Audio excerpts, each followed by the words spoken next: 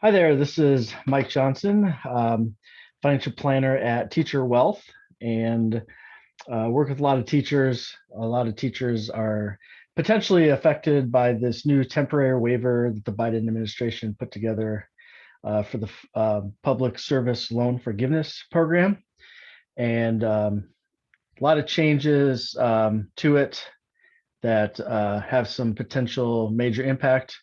So I thought it was important to get kind of a presentation together to kind of go over the details.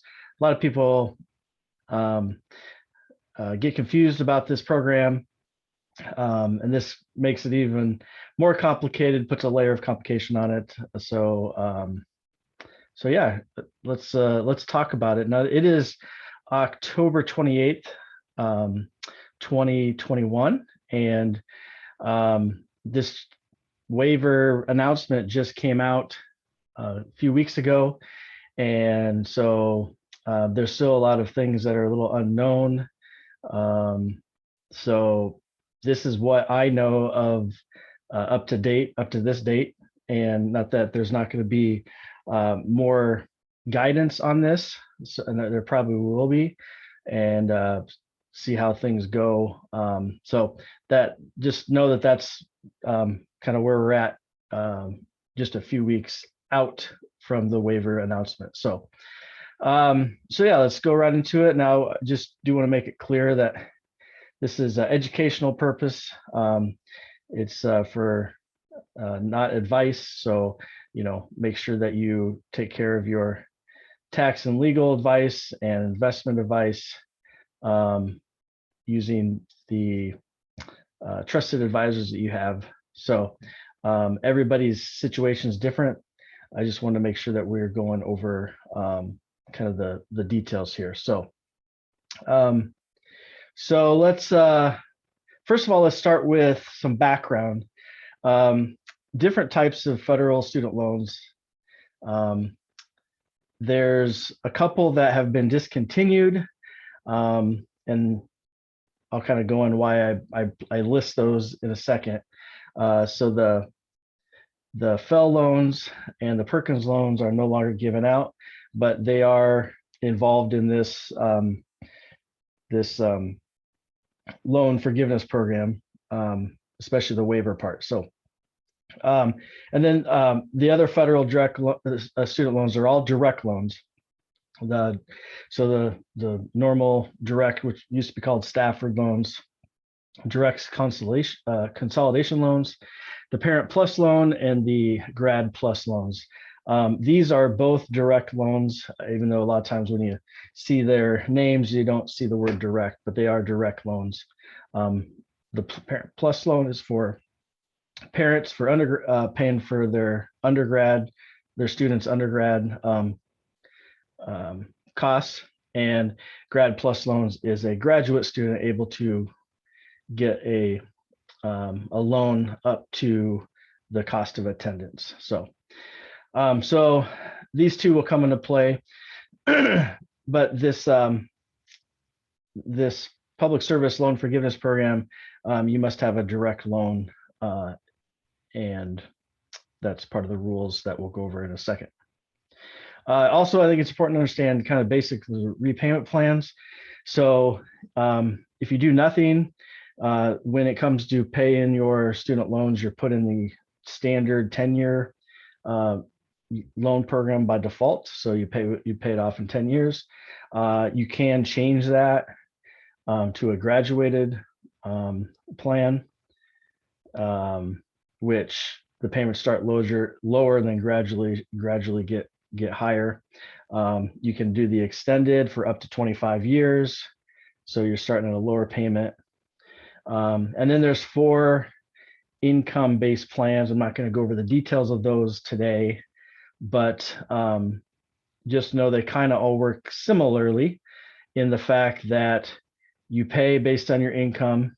It's based on a formula, and if you pay for a number of years, it's usually 20 or 25 years, the remaining balance is forgiven. So there is a piece of forgiveness just by doing the income-based plan, and the payment is, usually that formula is based on 10 or 15% of your what they call discretionary income. So you pay that for the however many years, depending on the program, and then you have your balance forgiven.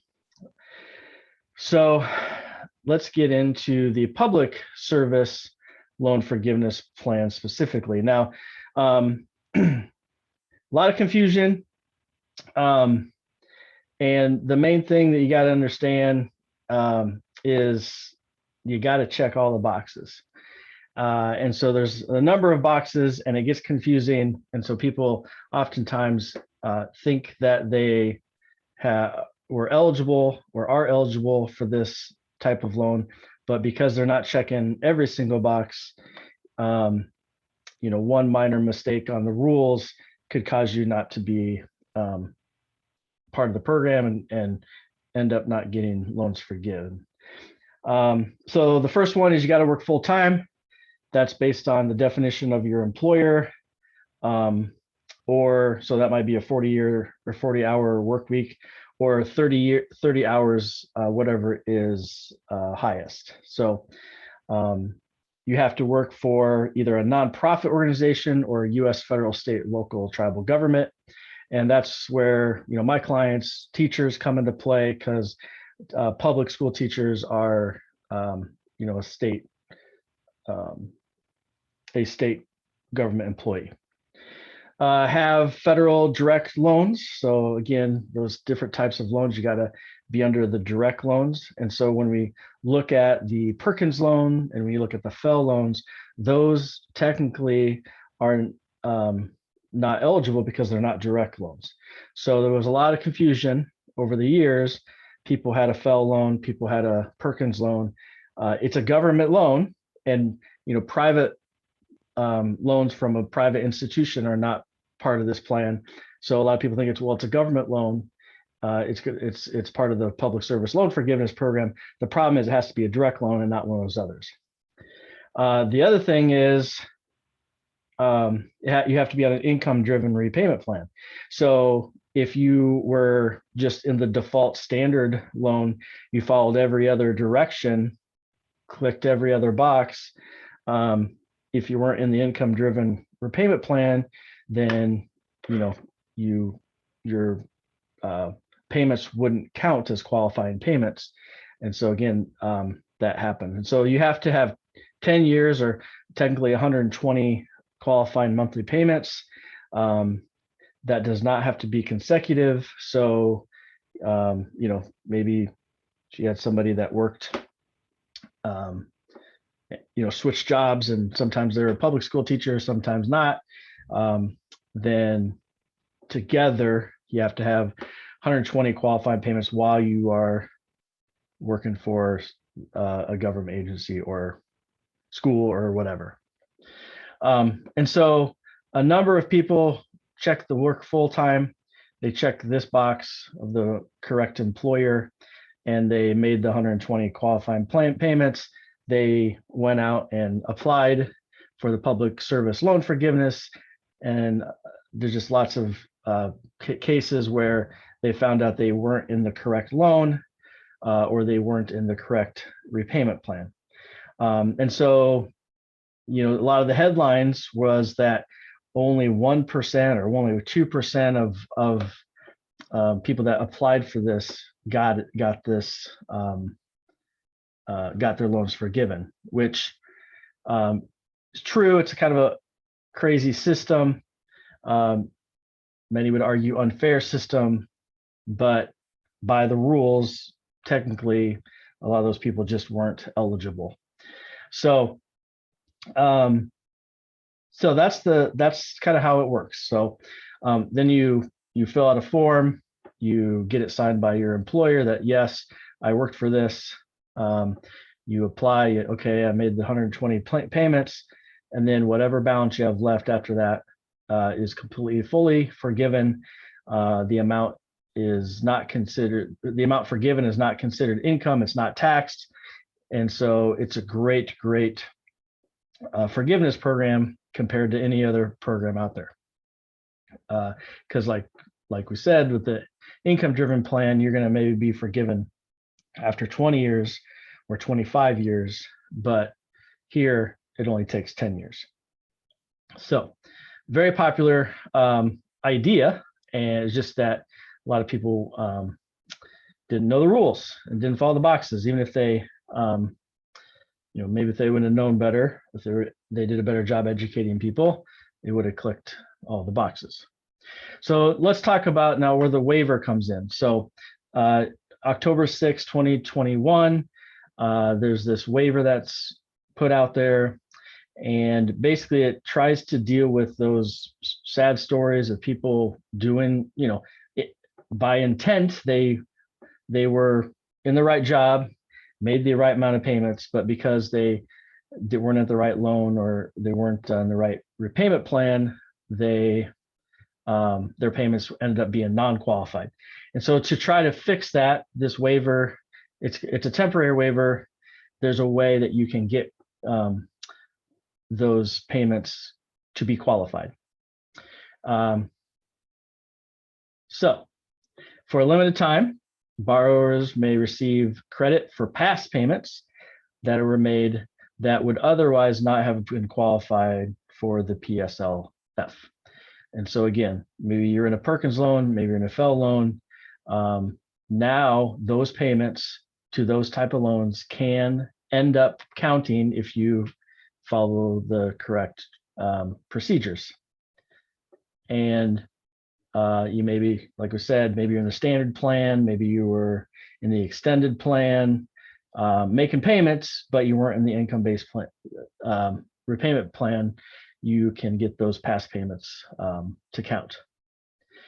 The kicker is you must make sure that you apply for PSLF by this October 31st date in 2022. So they're basically, from announcement to the temporary period, they give you a whole year to take care of this. And all indications from what I've seen or heard, this is a temporary thing. They're not gonna, if you don't take care of this, like within this period of time, these would not count at some point later. So who knows about that? There's talks about changing, helping other people besides, helping other people besides public service workers with their loans. But that's the situation as we know it right now. Okay, so just some key dates here. So again, I've gone over a couple of these, but October 1st, 2007 is when the Public Service Loan Forgiveness Plan was enacted. And why that date is important is because any payments before that will not count towards this because the law wasn't even enacted. And then you had this period where people were getting student loans. They were getting either direct or FL loans. It could be either or. People didn't really know that there was a difference. They were just getting student loans. And then the FL loans were discontinued. And so in 2010. So it's important to understand here that there is this kind of 3-year period where a ton of people maybe had FL loans, were paying on them or got them, and were paying all this time thinking they would count. You can see why, because there was both direct loans and FL loans. And then the same with Perkins loans, right? So the Perkins loans were all this time. So if you had a Perkins loan, you're paying, government loan, you think it's happening, part of the plan, but those are discontinued as well.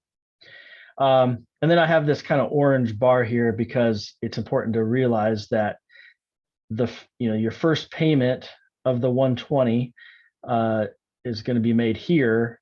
And so it wasn't all the way until 2017 when the first borrower that had 120 consecutive payments in this case was eligible.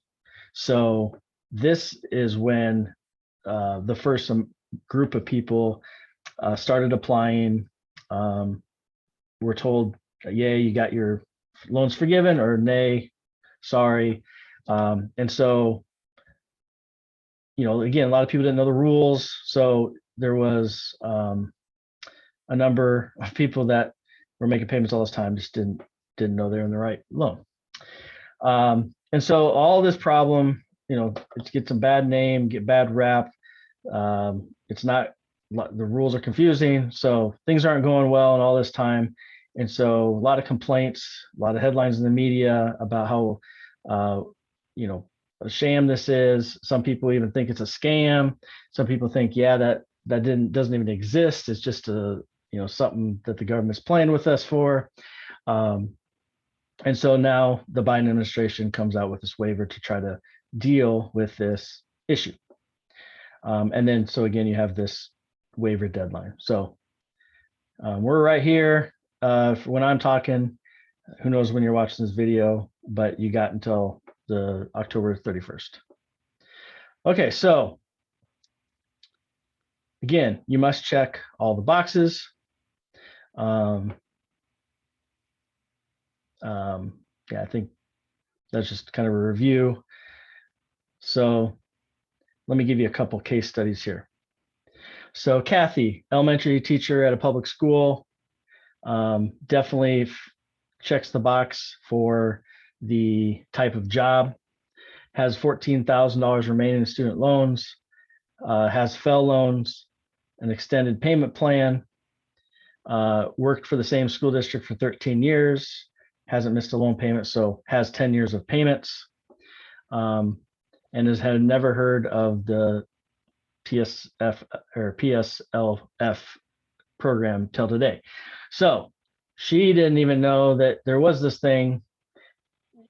Even if she did, was she eligible? The answer was no, because she had FFL loans. And I didn't mention that part of this waiver rules are that if you have until that deadline to consolidate into the direct consolidated loans. So she should be able to consolidate today her Fed loans into a direct consolidation loans, and then all of a sudden she would be checking all the boxes. Even though she's not in the right payment plan, the waiver waives that rule. You do have to be a direct loan, but you can consolidate in. So she could literally consolidate loans and direct loans, apply for the loan forgiveness program, get it signed off from her school district that yes, she works at a public school, and could get her loans forgiven literally immediately. And that's not all, because she paid more than 120 payments. Everything that I read, she should get even repaid for the 3 years of payments that she made that she wouldn't have if she would have gotten her loans forgiven. So she would not have to pay this $14,000 back. They would be forgiven, and she would get a big check of 3 years worth of payments. As far as that's my understanding as well, as far as that goes. Okay, so a lot of opportunity. Again, we're talking about people that maybe didn't even hear about this loan forgiveness program, and they maybe could have been eligible if they would have done the right things. But now, if they learn about it, do a couple things, follow the procedures, and they might be eligible literally today to get some loans forgiven. So clearly a big deal, clearly can affect a lot of people. Want to get the word out that this thing exists, and for everybody to check their student loan situation to see if there's an opportunity there. Okay, so that's Kathy. Kathy's happy. So now let's look at Joe. And I see this situation happening. High school teacher, public school, taught for 8 years. So let's just say it's 8 years of payments. has the right loans, direct loans. Starter is a standard 10-year repayment plan. Now, the reason why it doesn't really work with a standard repayment plan is because, if you make your 10 years of payments, your loans are scheduled to be done. And so even if, the standard plan was eligible, there would be no loans to be forgiven. But I've seen this happen where, okay, I'm in the standard plan. They learn about the loan and forgiveness program, and so they start making sure they're checking all the boxes. All right, I'm in the right job. All right, I'm in the right loans. Oh no, I'm not in the right repayment plan. So they switch. And so the problem is, even though they've been making 8 years of payments, the standard plan wasn't eligible. And so they switched to the income-based repayment plan, and that's when the clock starts over. The clock starts when he gets on the right plan. So now Joe has 7 years of repayment plans of monthly payments to make, and then theoretically he would have checked all the boxes. It's too bad that he didn't know about this at the beginning, because he would only have 2 years, but now he has 7. So that's the scenario you see quite a, you hear of, people learn about it. They try to do their best, but they're starting the clock over. Now with this temporary waiver, he now would get credit for all 8 years, because the payments that he made when he was not in the correct repayment plan would count. So he literally now only has 2 more years of payments instead of 7. So that's a big deal for Joe, the fact that this waiver comes out. So as you can see, maybe there's people out there that, started their clock somewhere in the midst of their repayment. Now they're going to be able to count those backtracked payments, most likely. So again, big deal. Just got to make sure you follow the few hoops that the government has put through. Okay, so you have student loans. You now have this information. What do I do now? What are some steps? So the first thing you're going to want to do is you're going to want to find out what type of loans you have. Okay, so go to studentaid.gov, log in with your FSA ID. There's a place to look where your loans are, and you can see, are they direct loans? Are they FFEL loans? Are they Perkins loans? What type of loans are they? And then you want to say, okay, what's my situation? Is the public service loan forgiveness a situation that's best for me? Now, again, there's some things that you could answer no here, right? Maybe you're just trying to get these loans paid off as fast as you can. You've been on a track, you're paying extra, and the idea of trying to lower your payment and get some of them forgiven, you just want to get them done. You have to counter that emotional reaction to the math, and if there's $15,000, $20,000 or more that or any sum of money that you can get forgiven, you probably should look at that situation and consider it. You might need to fill out the application and certification form, and to get a current accurate number from the government, how many payments would have counted or will have count under this new waiver, to determine if it's worth going on. So the certification form is the form that you fill out, and you have to get your employer to sign basic information. I request that the Department of Education determine whether I qualify. I just want to find out how many qualifying payments. So if you're under the 120, if you check that, I believe I qualify right now. So if you think you've made 120 payments, and you sign and make sure that you're employed full-time, checking all the boxes, and then you have your employer fill this out, or you fill it out and sign. And basically they're just signing off that you are in one of the, you know, the type of jobs or type of you know, jobs under the right employer that that qualifies. So, and then they'll sign off.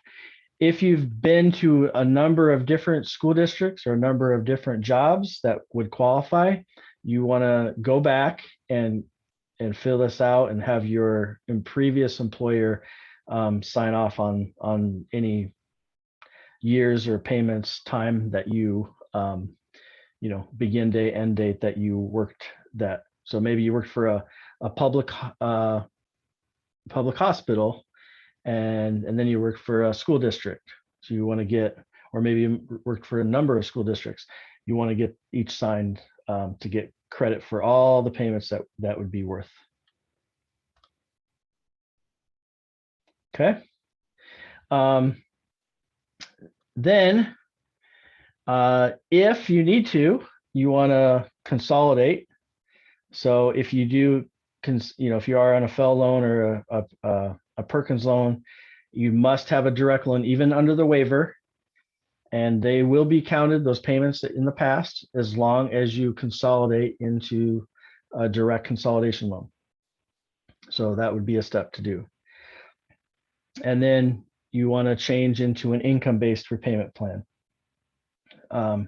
Number one, to make sure you're in the right plan, but number two, that any payments going forward be counted. And then also, most likely, it's probably gonna, you know, a good chance of lowering your payment compared to what you're paying now.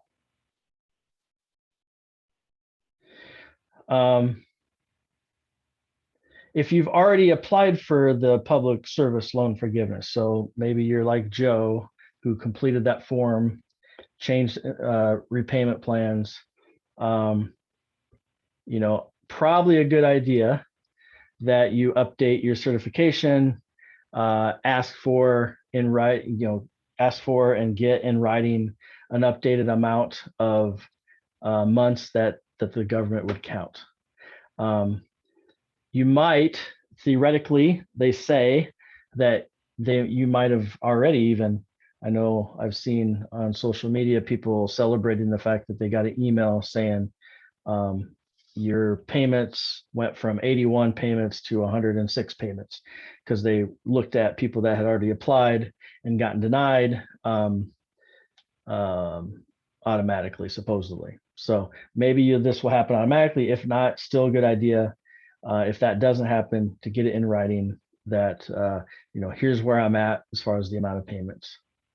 And probably the best practice, you know, theoretically, you could wait until all the way to the end to to fill out that piece of paper and say, all right, forgive my loans. But probably best practice to recertify. Then, you know, if you're not checking one of the boxes, they can let you know that.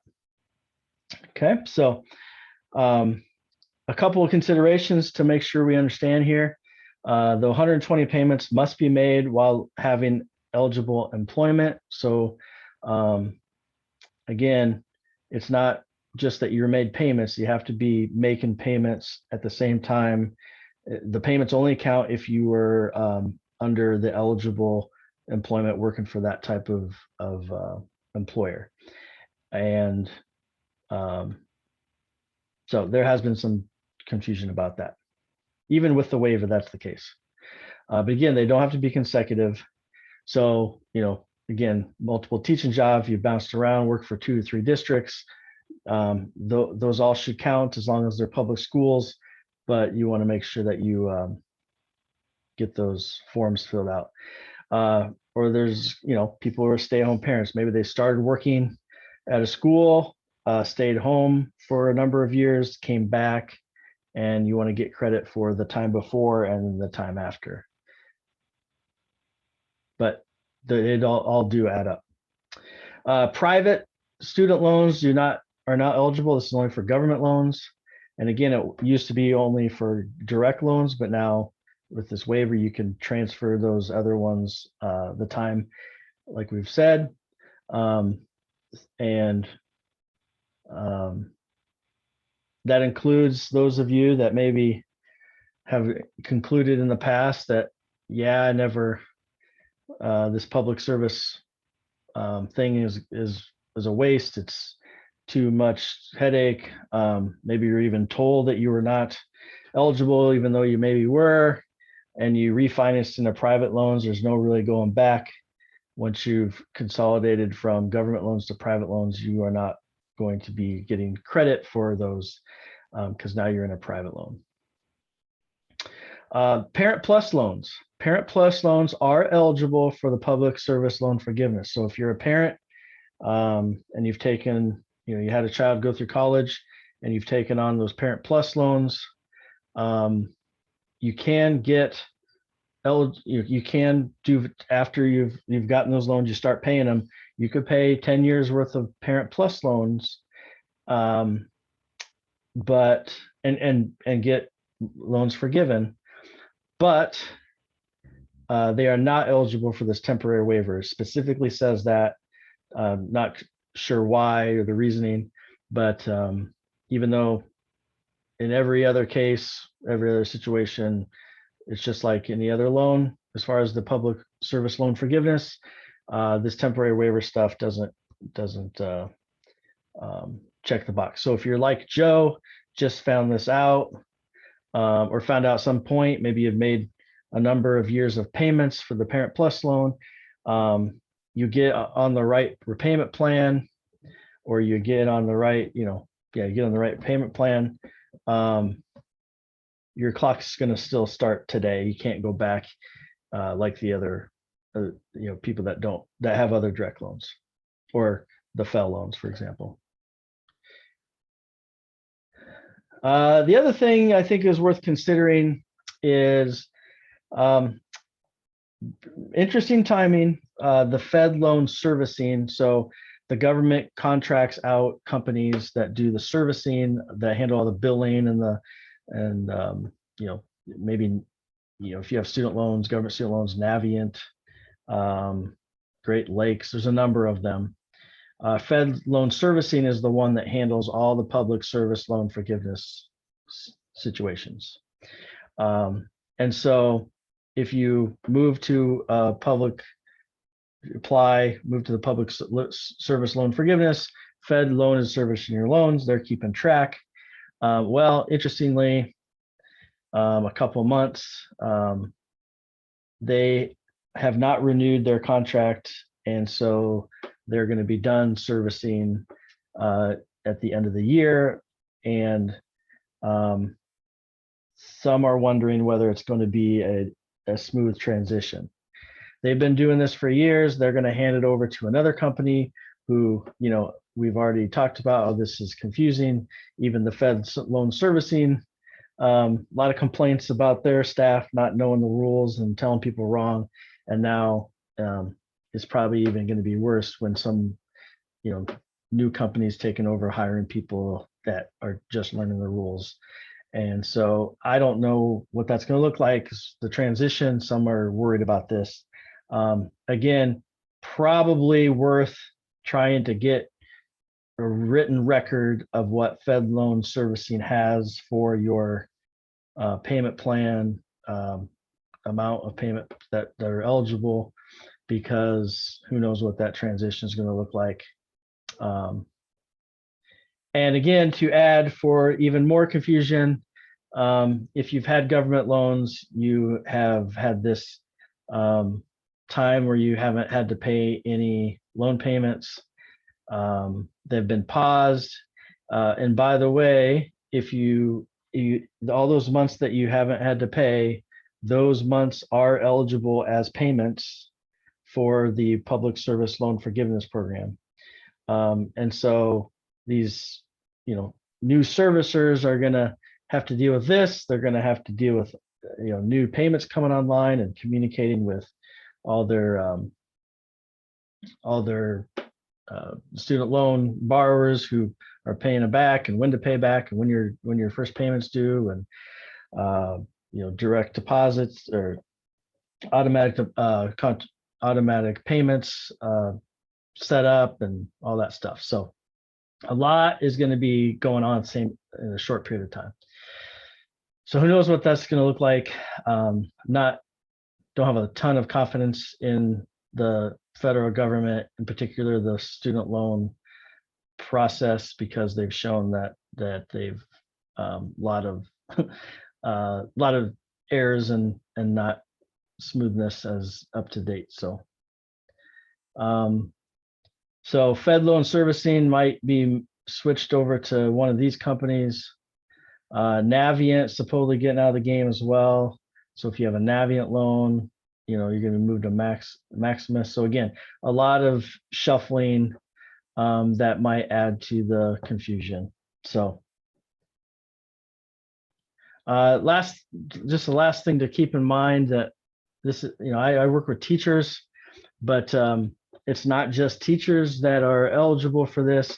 It's not based on your occupation. So the fact that you're a teacher isn't the thing. It's the fact that you work for a public school. And so it's based on who you work for. So all employees at any public school district are eligible. So other staff, custodians, principals, administrative assistants, though, as long as you're checking all the boxes, working full time, et cetera, et cetera. And so they need to know about this stuff as well. Nurses, doctors, other staff at public hospitals, employees at nonprofit organizations, any government employee. So, we need to spread the word. If you're confused about this, feel free to contact me. I can help people through this on an hourly basis. Just pay me an hourly charge. I'd be glad to help you make sure that you're following the rules, understanding whether you're eligible or not, and yeah. So spread the word. More teachers and others who are eligible for this new waiver, they need to know about it. Well, hopefully that was helpful, and tried to make a confusing topic less confusing. So hopefully I did that without too much added confusion. So good luck to you.